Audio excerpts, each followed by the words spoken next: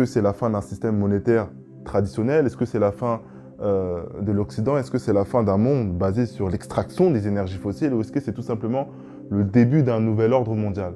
Et c'est totalement légitime de vous poser ce genre de questions. Et vous devez même vous poser ce genre de questions, car cela prouve au moins de votre indépendance culturelle et intellectuelle.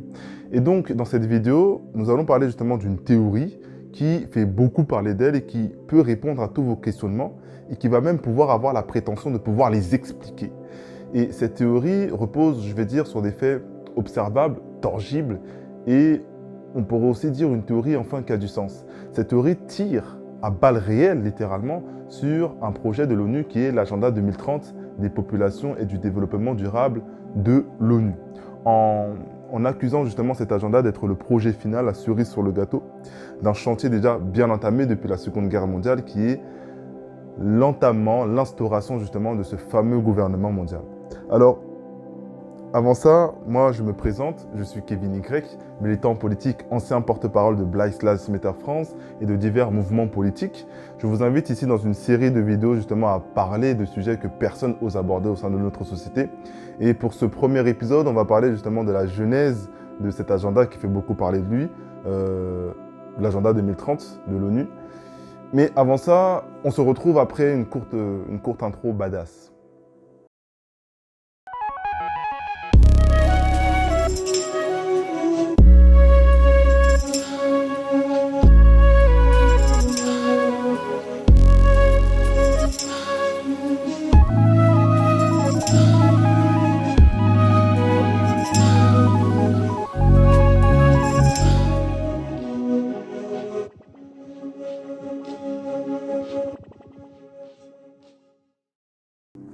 Alors la théorie que nous allons tenter de décortiquer ici a été développée par une ex-haute fonctionnaire américaine, experte juridique sur les questions des terres et des États américains, nommée Rosa Quire. On reviendra justement sur elle et sur son parcours que je trouve moi passionnant parce que justement elle arrive à décortiquer l'aspect du contrôle, on va dire des puissants, entre guillemets, par une vision assez psychologique et aussi par des faits. Et ce qu'elle dit, c'est la chose suivante. L'ONU ainsi que ses organes, l'OMS, WWF, l'UNICEF, l'UNESCO, FAO, sont des entités mondiales qui œuvrent pour faire de toutes les mers, toutes les forêts, tous les animaux, toutes les constructions, tous les monuments, toute l'énergie et tous les êtres humains de la Terre la propriété du prochain gouvernement mondial. Ces forces opèrent de manière à éteindre l'énergie des zones rurales et en s'accaparant les terres neutres avec à leur arc le récit du développement durable. Concept qu'ils ont eux-mêmes conçu en 1987 dans le rapport de l'ONU de Brundtland et qui sera appliqué au sommet de la Terre de 1992 à Rio de Janeiro. Demain, le droit de propriété historique des peuples, des villages, des ethnies et des nations sera supprimé. On parle de leurs monuments, de leur architecture, de leurs montagnes, de leurs forêts, de leurs terres, par le récit de la préservation et du développement durable. Rosa Quire ajoute que ces forces anonymes utiliseraient depuis la fin de la Seconde Guerre mondiale le discours du développement durable via des organismes influents et positifs, on va dire, dans l'imaginaire collectif mondial des peuples. Ces forces, en fait, appliqueraient depuis longtemps des techniques, je dirais, d'ingénierie sociale extrêmement poussées, extrêmement élaborées, qui nous, à notre échelle, sommes incapables justement de les percevoir ou même de les comprendre. Et elle dit ceci, notre structure cognitive n'est pas en mesure d'évaluer l'échelle de grandeur de ces outils de manipulation grandesques, opérant sur plusieurs étages sociaux. Ces techniques de manipulation dépassent très largement celles qu'utilisent les publicitaires. Vous serez surpris de savoir qu'un grand nombre de puissants, milliardaires et décideurs en sont victimes au même titre que leur population. Alors, je fais une pause ici pour pointer du doigt l'originalité de Rosa Quire et de cette théorie. Car Rosa Quire ne dit pas que les élites veulent nous contrôler puisque les publicités à elles seules suffisent à le faire, mais que ces élites que nous accusons parfois comme étant le malheur du monde, les maux de la terre, peuvent être autant contrôlés que nous, mais à une échelle où justement, et à un étage où la manipulation correspond à leur réalité.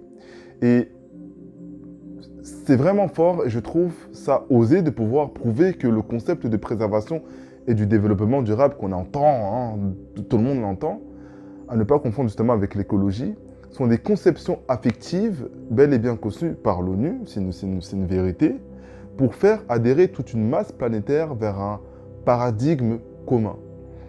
Et mon analyse est celle-ci, c'est qu'il n'est peut-être pas un hasard si les organes mondiaux rattachés à l'ONU agissent en notaire préservateur, pour ne pas dire confiscateur.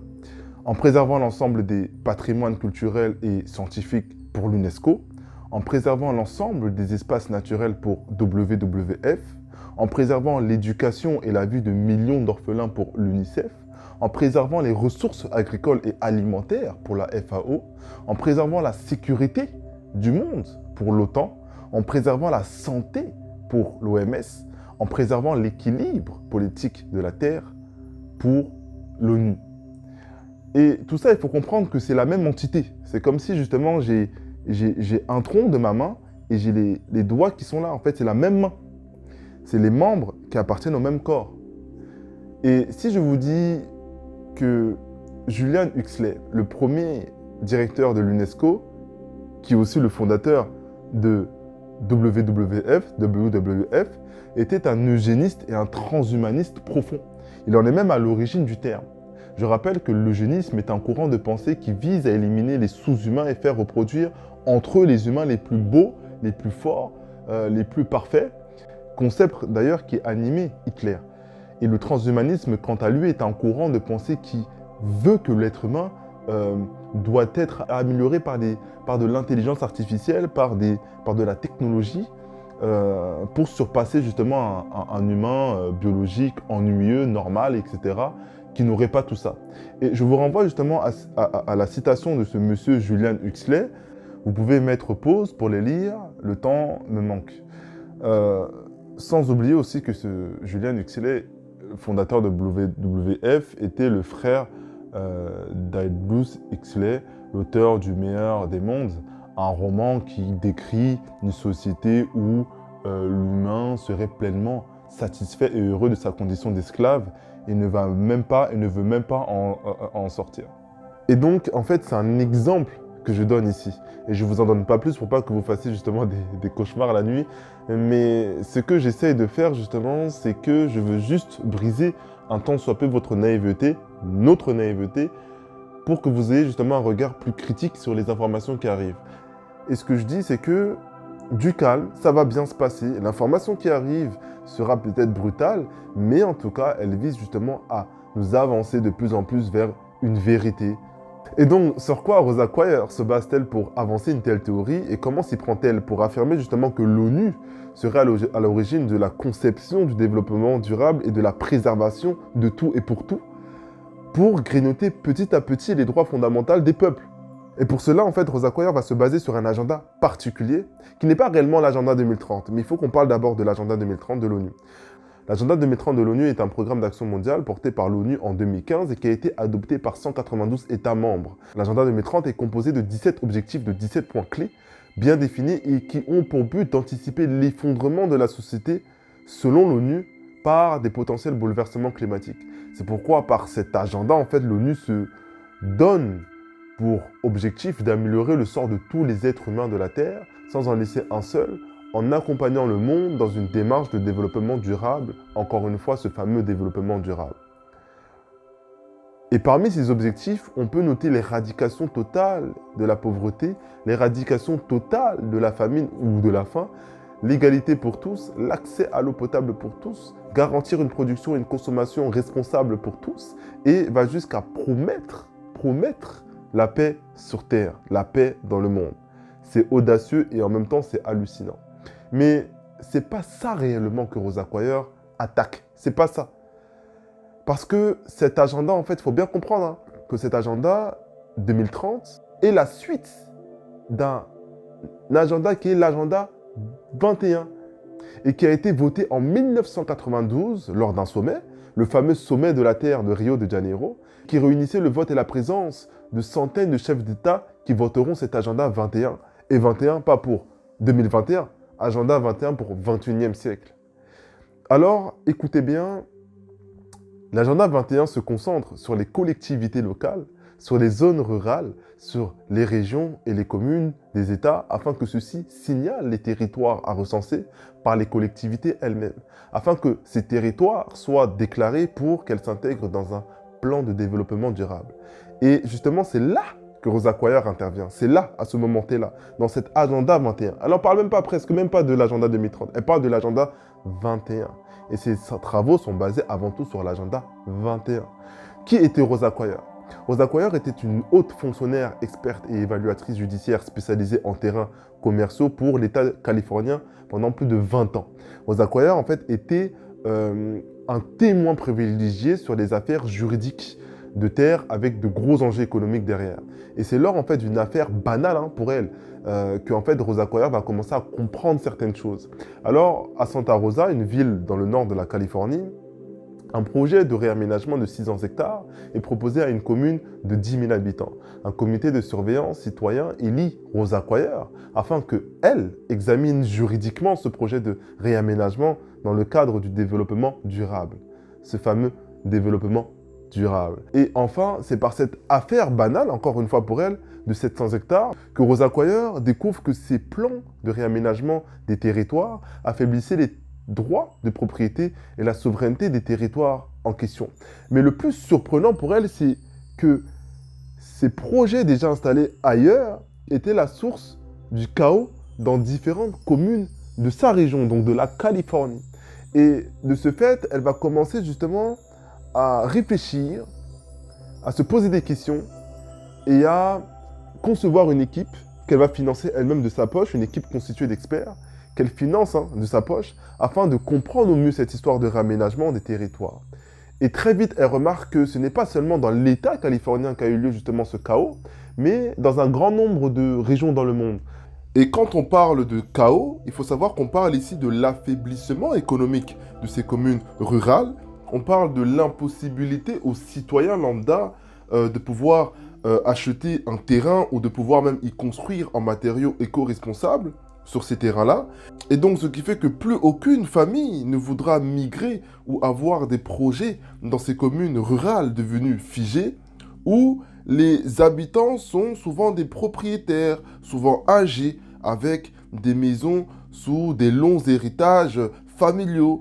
Et ce qui va entraîner mécaniquement et progressivement un vieillissement de la population dans ces zones rurales, ce qui va entraîner progressivement et mécaniquement une mort sociale, ce qui va entraîner mécaniquement une dépopulation des jeunes de ces communes vers les grandes villes, ce qui va entraîner mécaniquement une suppression de l'école locale, ce qui va entraîner mécaniquement une désertification médicale sous le prétexte des plans de développement durable. Et donc, ce qu'elle va faire, c'est qu'elle va analyser des milliers de communes à travers le monde qui avaient entamé un processus de plan de développement durable. Il remonte à la source de ces plans, de ces fameux plans, et à chaque fois qu'il remontait à cette source-là, il tombait nez à nez avec l'agenda 21 de l'ONU et l'agenda de l'ONU de 1992. Rosa Quayar commence à comprendre que le mot développement durable, en fait, est intrinsèquement lié à l'agenda 21 de l'ONU. Petit extrait.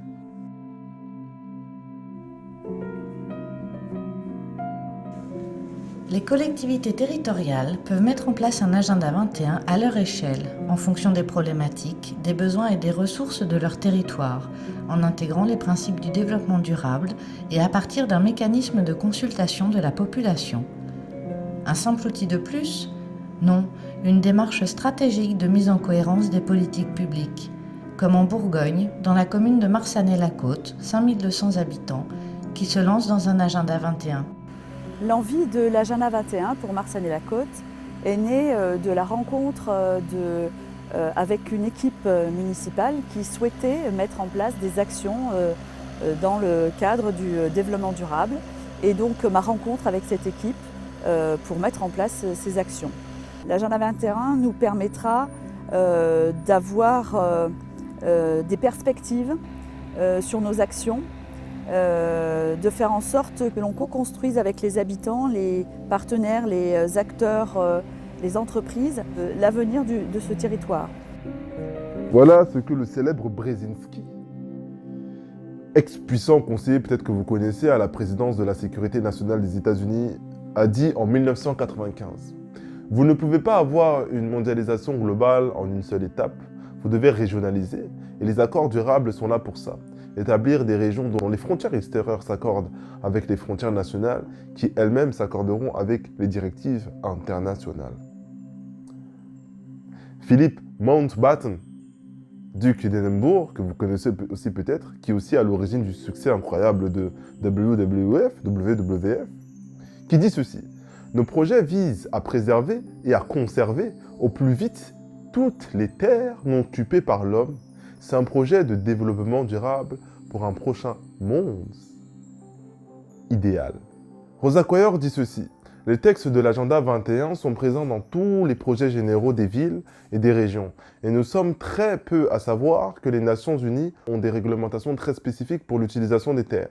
Réglementations suivies dans chaque ville, chaque région et chaque État dans le monde. Ce projet s'appelle Agenda 21 et il est basé sur une vision communautariste. Nous entendons parler du développement durable, mais rarement de l'Agenda 21. Et le dégât que Rosa Quayor dénonce s'est déjà opéré, a déjà commencé justement sur notre territoire français. Vous connaissez peut-être la loi. Vous allez être surpris. Moi, quand j'ai fait cette découverte, c'est pas Rosa Quayor qui le dit, là, c'est ma propre découverte. Vous connaissez certainement la loi qui sépare le terrain constructible du terrain non constructible. Cette loi qui dit qu'il est impossible de bâtir une résidence, même en matériaux éco-responsables, sur un terrain non constructible. Une loi qui a dû être votée dans les années 2010-2011 par là. Article L 123.1.5 Code de l'urbanisme. Si on se rend justement sur le site officiel justement des lois du gouvernement, le règlement fixe, en cohérence avec le projet d'aménagement et de développement durable, les règles générales et les servitudes d'utilisation des sols permettant d'atteindre les objectifs mentionnés à l'article L121. Donc, les objectifs du développement durable, qui peuvent notamment comporter l'interdiction de construire, délimite les zones urbaines ou à urbaniser et les zones naturelles ou agricoles et forestières à protéger et définies, en fonction des circonstances locales. C'est pas fini. C'est pas fini. Qui est à l'origine de cette loi? Comme le cite la loi numéro 2010-788 du 12 juillet 2010 portant engagement national pour l'environnement, le ministre de l'État, ministre de l'écologie, de l'énergie, du développement durable et de l'aménagement du territoire. Et c'est là où nous sommes obligés, avec la massification des données, avec la répétition des éléments, que nous sommes obligés d'accorder pas l'entièreté, mais une part de notre crédit à cette femme qui n'est plus parmi nous et qui n'a pas voulu mettre justement l'accent sur les causes soudaines de sa mort pour pas que celle-ci soit récupérée par des sphères d'ultra-complotistes américaines. Et elle ne voulait pas que sa théorie soit considérée comme une théorie complotiste et en fait elle ne supportait même pas le fait que cela soit considéré comme une théorie par le respect et par l'expertise qu'elle y a attribuée. Et c'est la raison pour laquelle j'ai respecté cela. Vous avez vu que j'ai respecté cela, vous l'avez entendu. Et je demanderai d'en faire pareil autant pour vous. Et je pense que c'est normal dans notre monde, qu'on respecte certaines valeurs, des valeurs de défendre des personnes qui sont parties et qui ont quand même fait un travail extraordinaire. Parce qu'il faut le dire, cette théorie, bien qu'elle puisse être considérée comme farfelue pour certains, elle a du sens pour d'autres. Et moi, si je prends la thèse et l'antithèse, j'en fais une synthèse, ce que je retiens de cette théorie, c'est qu'elle a été faite par une personne quand même experte sur les questions des terrains des États américains, notamment pour l'État californien. Et je pense que déjà, ça, c'est une matière justement à apporter une vraie créditation, un vrai crédit justement à cette théorie. Pour conclure cette vidéo avec ce premier épisode de la genèse de l'agenda 2030, je vais pour finir décortiquer et résumer méthodiquement la vision de Rosa Quire en 5 points et finir par un proverbe africain comme je le ferai dans toutes mes prochaines vidéos. Rosa Quire a écrit aussi un livre sorti en 2011, bien après ses découvertes, et ce livre s'intitule « Derrière le masque vert » ou « Derrière le masque écologique », en anglais « Beyond the Green Mask ». Je vous invite à le commander, c'est au format dit Kindle, un format justement digital, bien sûr en anglais. Si vous ne comprenez pas l'anglais, vous ne lisez pas l'anglais, pas la peine de l'acheter. Mais cela vous aidera à comprendre au mieux sa position et ses travaux et celle de son équipe. Donc les 5 points de Rosa Quire sont ceux-ci, et je vais faire vite parce que le temps nous manque. 1. Elle dénonce la dépopulation des zones rurales vers les grandes villes en rendant la vie pénible dans ces zones rurales, donc suppression d'écoles, arrêt de bus scolaires supprimés, déserts médicaux, fin des petites boutiques artisanales mises en concurrence par l'international bon marché, donc plus d'emplois dans ces zones rurales, l'impossibilité de se déplacer sans voiture, donc une mort sociale mécanique dans les zones rurales, ce qui crée un sentiment de vide chez les jeunes et les pousserait justement à exiler vers les villes connectées. 2. Elle dénonce l'autodestruction des communes qui seraient toutes piégées par des propositions de projets fantômes ou des propositions de mise aux normes, donc nouveaux parcs, nouveaux trottoirs, nouveaux lampadaires, nouvelles routes, nouveaux stades, etc., etc., qui devront en plus être régulièrement entretenus tous les ans, souvent au même montant, au même coût que la construction elle-même. Et selon Rosa Quire, cela maintiendrait l'économie de ces communes dans des cercles vicieux où leur trésorerie se retrouverait stimulée sans cesse, ce qui autoprogrammerait leur mort. 3. Elle dénonce la confiscation des terres des communes avec des projets d'urbanisation eau durable et de mise au vert sur des périmètres urbains déjà existants. Les périmètres disponibles pour les potentiels projets réellement écologiques et qui sont censés appartenir normalement à la commune sont inaccessibles car préservés par des lois de développement durable, comme dans le cas de la loi de terrain constructible et non constructible qui s'est déjà appliquée en France. 4. L'inversion des images. On donne l'image du campagnard pollueur où il utilise sa voiture pour tout faire puisque tout est loin. Il est égoïste ce campagnard, il prend de l'espace avec sa maison ce campagnard, il prend de l'espace avec ses hectares ce campagnard, et en plus de ça il est conservateur ce campagnard parce qu'il ne veut pas s'en séparer. Le citadin quant à lui représente l'humain écologique parfait car il fait tout en vélo, il fait tout à pied, il utilise les transports en commun, il réduit son empreinte carbone sur l'environnement, il se résout à habiter, à être parqué dans des petits logements en limitant sa liberté avec celle des autres. 5. Les villes de surveillance. Les camps de concentration du futur, dit Rosa Quire, devront être attractifs et indispensables au développement de l'individu pour que les gens s'y rendent sans résister. Elle dit que ces villes de surveillance présenteront des avantages futiles, non utiles pour l'homme, comme le smart grid, le tout connecté, donc avec des smart cities, donc les villes intelligentes, les smart meters, avec les compteurs intelligents type les compteurs Linky que nous avons déjà sur notre territoire, les smart mobility, avec les voitures électriques, les trottinettes électriques, les vélos électriques en ville, les smart payments, les systèmes de paiement intelligents, pour tout ça en fait faciliter la surveillance généralisée, le contrôle et le traçage des populations.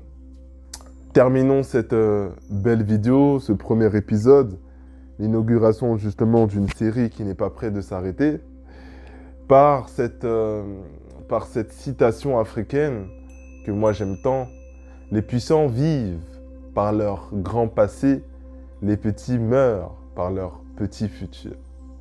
Je vous donne rendez-vous donc dans le 2e épisode qui sera cette fois-ci entièrement consacré à l'agenda 2030, qui est la suite de l'agenda 21 que nous avons abordé en genèse tout au long de ce premier épisode.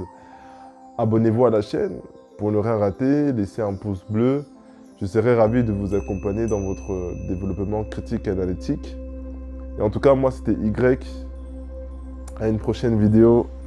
Bonsoir. Nzimbaye. N. Oh, on va faire le bottage, tout ça, là.